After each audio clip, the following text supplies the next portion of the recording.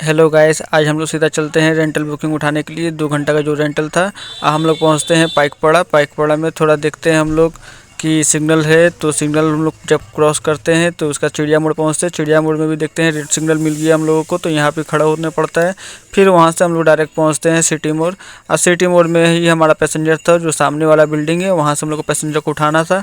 अब पैसेंजर को उठाने के बाद हम लोग निकलते हैं सोदपुर।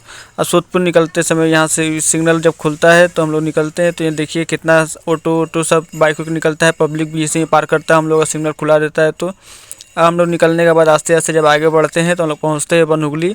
अब बनहुगली में भी थोड़ा बहुत जाम था, तो वहाँ पे ट्रक व्रक सब वहाँ खड़ा हो जाता है पब्लिक का टाइम में। तो इस टाइम सही तो नहीं है, लेकिन खड़ा हो जाता है। उसके बाद यहाँ से जब जाम खुलता है तो हम लोग पहुँचते हैं डल्लभ।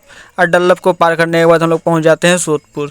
और सोदपुर पहुँचने के बाद हम लोग 1 घंटा वेट करते हैं। वेट करने के बाद फिर वहाँ से निकलते हैं हम लोग, फिर अपने डेस्टिनेशन पे सिटी मोड़ में पैसेंजर को छोड़ने जाते हैं।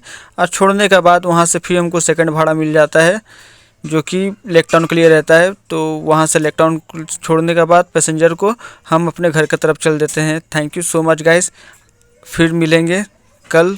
Thank you, bye.